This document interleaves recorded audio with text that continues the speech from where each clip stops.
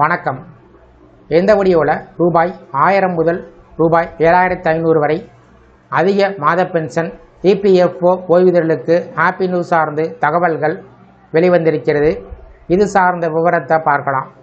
இந்த வீடியோவை தொடர்ந்து பார்க்குறதுக்கு முன்னாடி நம்ம சேனலை இதுவரைக்கும் சப்ஸ்கிரைப் பண்ணாதவங்க சப்ஸ்கிரைப் பண்ணிக்கோங்க. இபிஎஸ் 95 திட்டத்தின் கீழ் கிடைக்கக்கூடிய குறைந்தபட்ச மாத ஓய்வூதியத்தை 1000 ரூபாயிலிருந்து 5000 ரூபாய் முதல் 7500 ரூபாய் வரை உயர்த்த வேண்டுமென்ற கோரிக்கைகள் பல ஆண்டுகளாக ஓய்வூதியதாரரிடம் இருந்து வருகிறது. விலைவாசி உயர்வு காரணமாக தற்போதைய தொகை, அதாவது 1000 ரூபாய் வாழ்வாதாரத்திற்கு போதவில்லை என்பது அவர்களுடைய முக்கியமான வாதம்.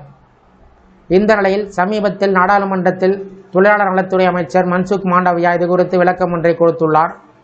அவர் இது குறித்து கூறியிருப்பதாவது, ஓய்வூதிய நிதியினுடைய நீண்டகால நிலைத்தன்மை மிகவும் முக்கியம் என்றும், தற்போது ஓய்வூதிய தொகையினை அதிகரித்தால் அது நிதியில் கூடுதல் சுமையினை ஏற்படுத்தி எதிர்காலத்தில் நிதி நெருக்கடி உருவாகக்கூடும் என்றும் தெரிவித்துள்ளார்.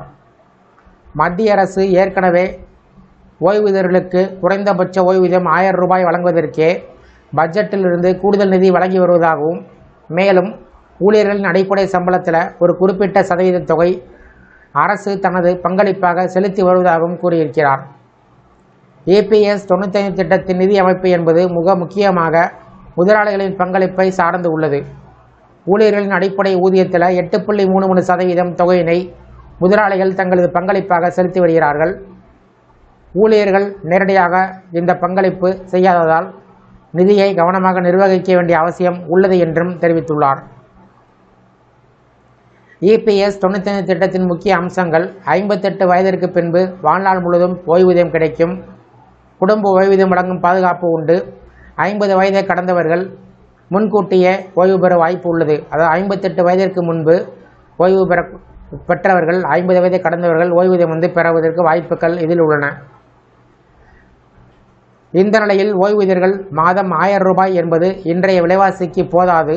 கௌரவமான வாழ்க்கை நடத்துவதற்கு குறைந்தபட்சம் ரூபாய் 5000 முதல் ரூபாய் 7500 அவசியம் என்பது அவர்களுடைய வாதம்.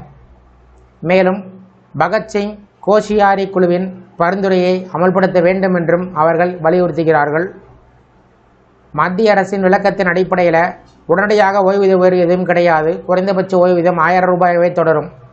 இருப்பினும் எதிர்காலத்தில் பணவீக்கம் மற்றும் நிதிநிலைத்தன்மையை பொறுத்து குறைந்தபட்ச ஓய்வூதியத்தை உயர்த்துவதற்கு மறுபரிசீலனை செய்ய வாய்ப்பு இருப்பதாக கூறப்படுகிறது. தற்போது வரை அதிகாரப்பூர்வ அறிவிப்புகள் வெளிவரவில்லை என்பதும் குறிப்பிடத்தக்கது.